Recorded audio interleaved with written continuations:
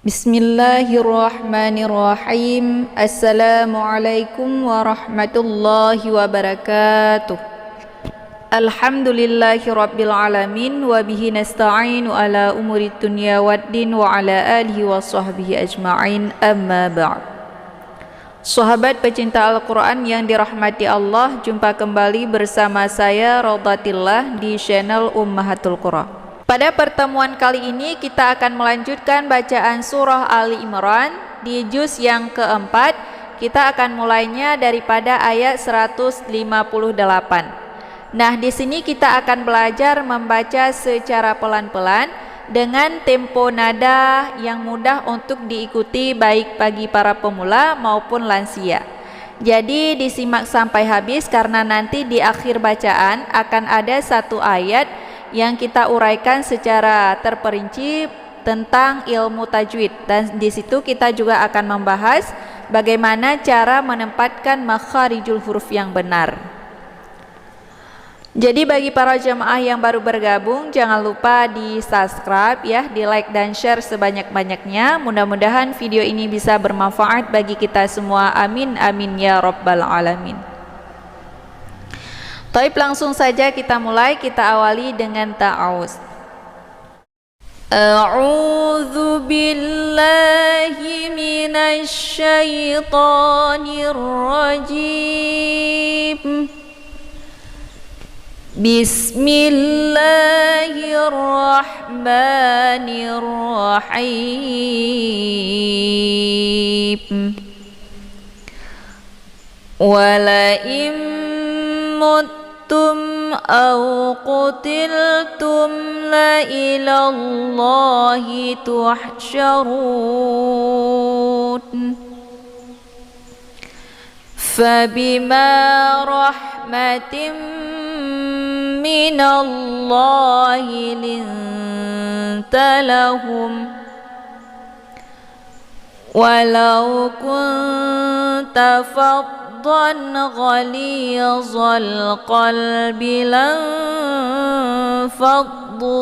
min hawlik fa'fu anhum wastaghfir lahum wa syawirhum fil amr fa idza azamta fatawakkal 'ala Allah innallaha yuhibbul mutawakkilin. Yansurkumullahu fala ghaliba lakum wa yakhdhulkum faman dzalladzi yansurukum min ba'dih wa 'alallahi falyatawakkalul mu'minun.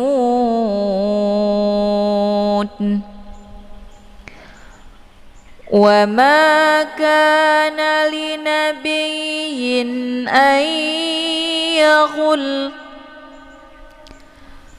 wa man yaghlul ya'ti bima ghalla yawmal qiyamah thumma tuwaffa kullu nafsin ma kasabat wa hum la yuzlamun.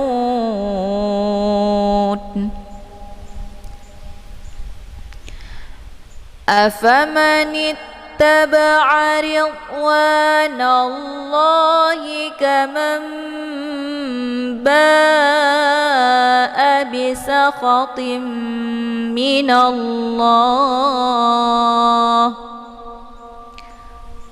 kaman ba'a bisakhatin من الله ومأواه جهنم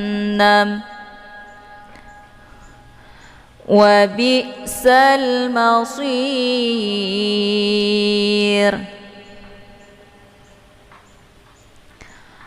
هم درجات عند الله والله بصير بما يعملون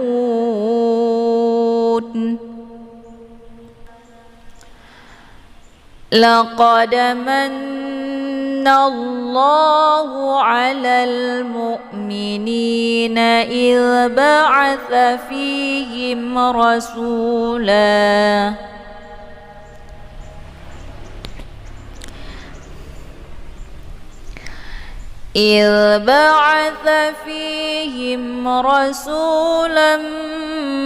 من أنفسهم يتلو عليهم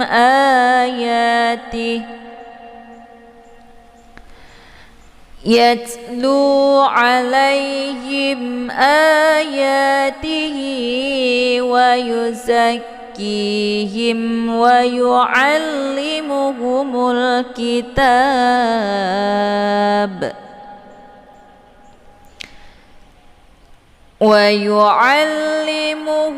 الكتاب والحكمة وإن كانوا من قبل لفي ضلال مبين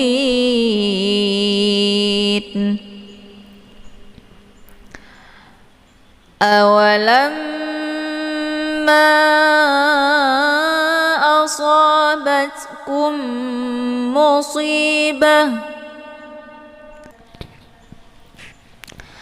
قد أصبتم مثليها قلتم أنى هذا قل هو من عند أنفسكم إن الله على كل شيء قدير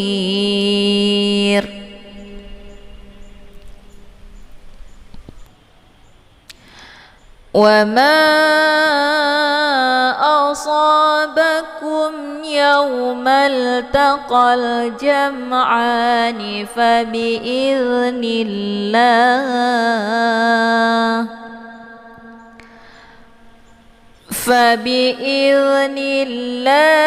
وليعلم المؤمنين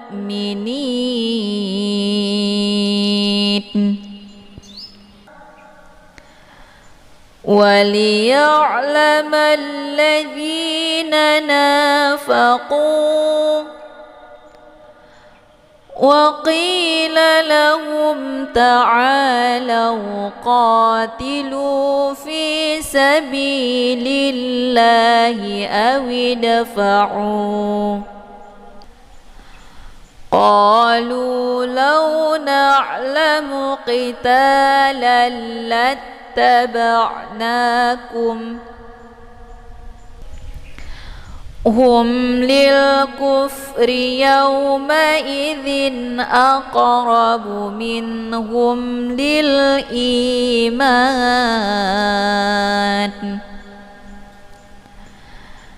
يقولون بأفواههم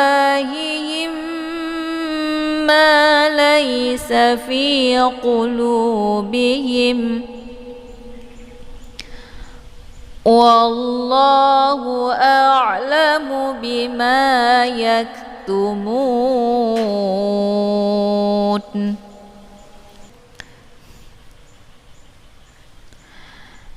الذين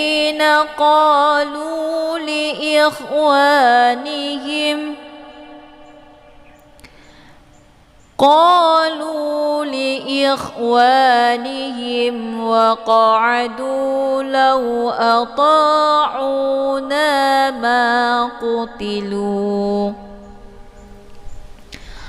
قل فادرءوا عن أنفسكم الموت إن كنتم صادقين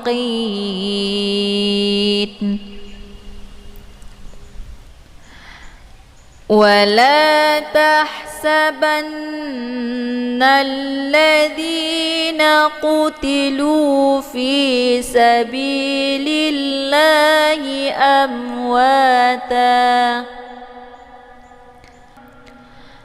بل أحياء عند ربهم يرزقون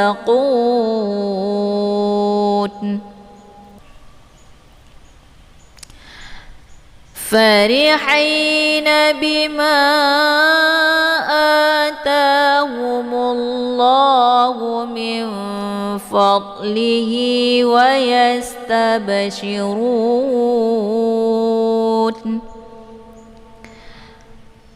ويستبشرون بالذين لم يلحقوا بهم من خلفهم ألا خوف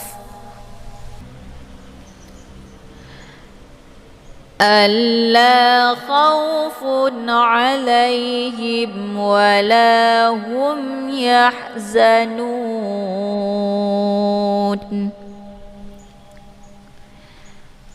يستبشرون بنعمة من الله وفضل وأن الله لا يضيع أجر المؤمنين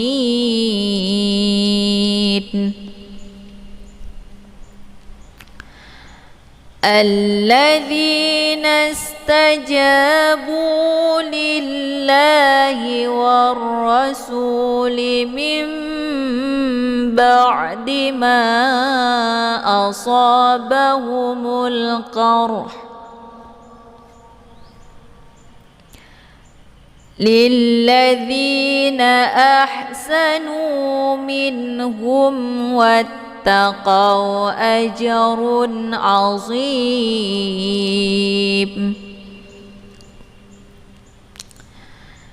الذين قال لهم الناس إن الناس قد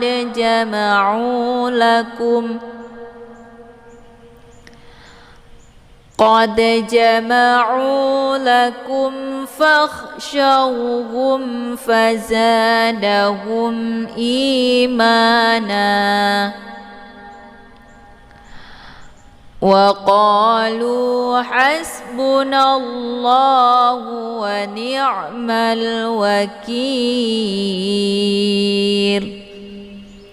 الذي dibaca panjang dua harokat karena ada ya sukun sebelumnya harokat kisrah. Ini dinamakan dengan mad tabi'i zahiri. Cara melafadzkan huruf za ini, letak posisinya di ujung lidah melekat dengan ujung gigi seri bagian atas. Zi. Jadi bacaannya lembut, bukan allazi ya. Jadi jangan ditipiskan, tapi allazi, ringan dia. Alladzina qala, qa ini juga dibaca panjang dua harokat. Ada alif sebelumnya harokat fathah. Ini juga dinamakan dengan mad tabi'i zahiri, sama seperti zi. Kemudian munna di sini ada alif lam. Namanya alif lam asyamsiyah karena sesudah alif lam terdapat huruf syamsiyah yaitu nun. Cara bacanya mimnya ditekan kemudian langsung masuk ke huruf nun. dengan cara ditahan, karena di sini huruf syamsinya adalah nun yang bertasydid. Jadi nun ini dinamakan dengan ghunnah musyaddadah. Cara bacanya didengungkan. Lahumunna, lahumunna, ya. Jadi mimnya ditekan kemudian ditahan lebih kurang 2 harokat.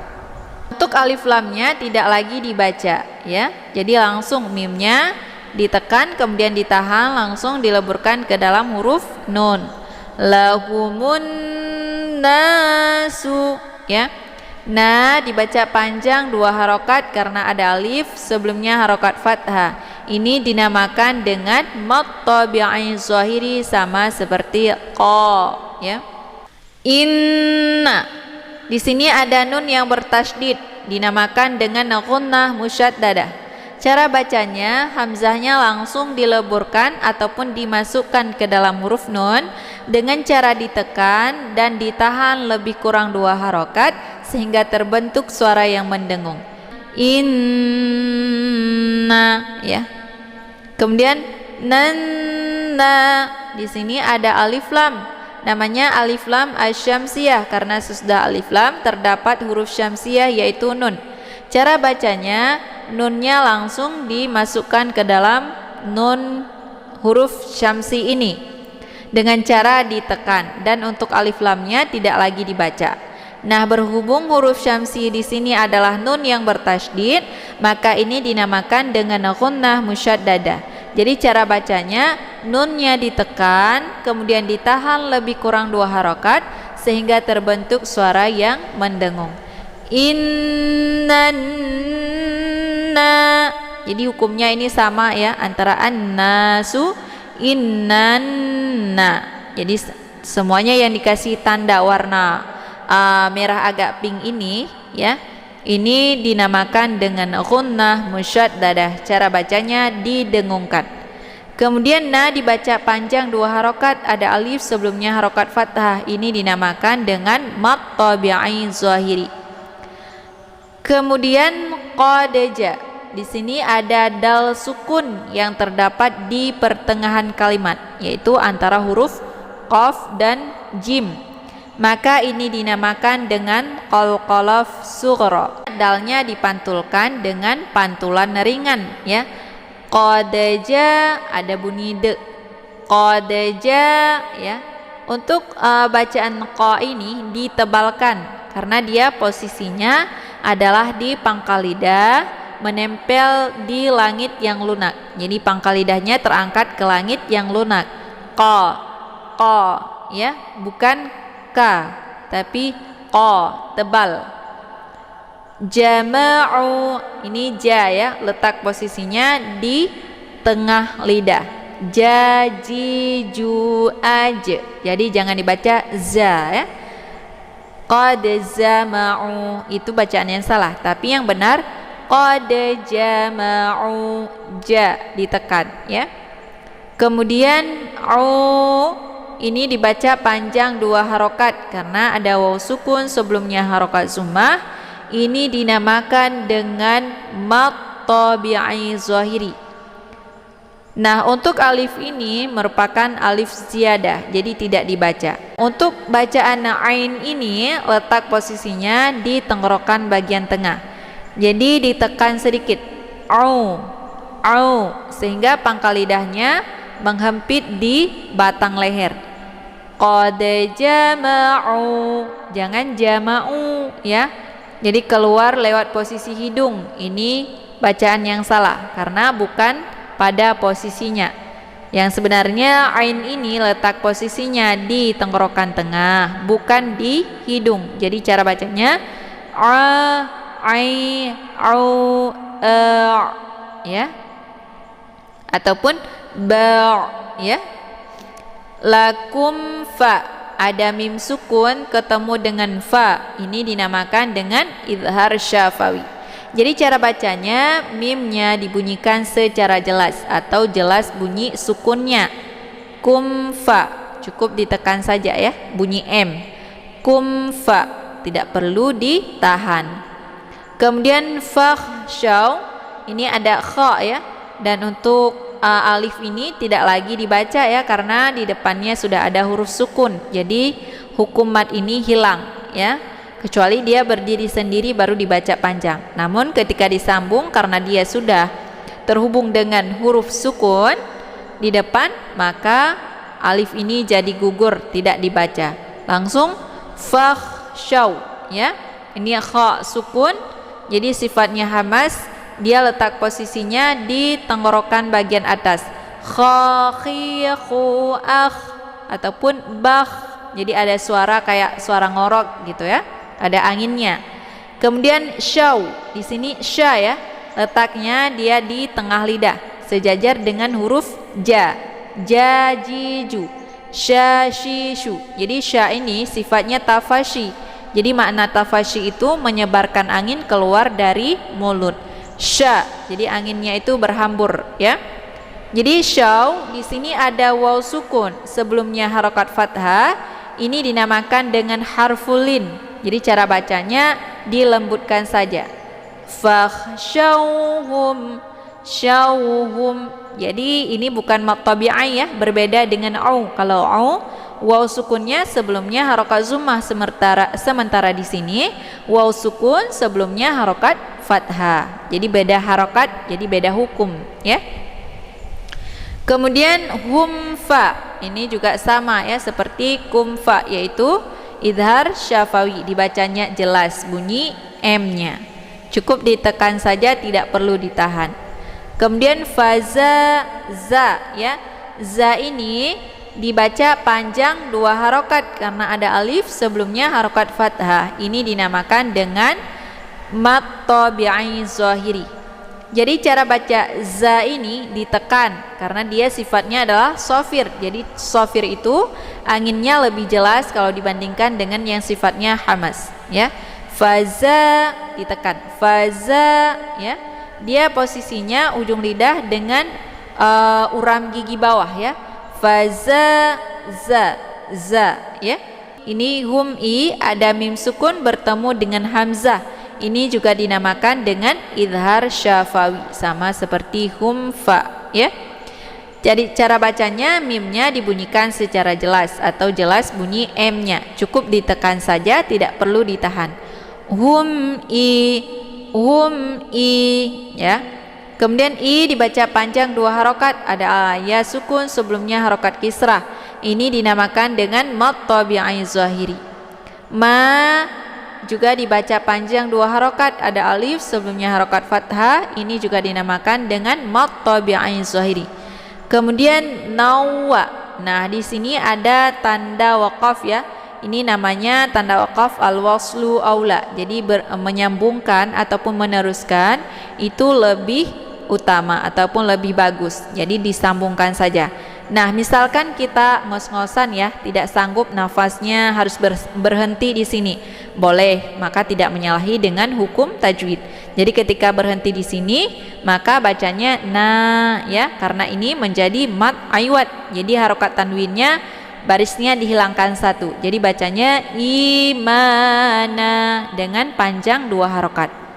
Nah, bila kita sambung ataupun meneruskan, maka ketika tanwin bertemu dengan waw yang bertasydid, ini dinamakan dengan idgham bi gunnah.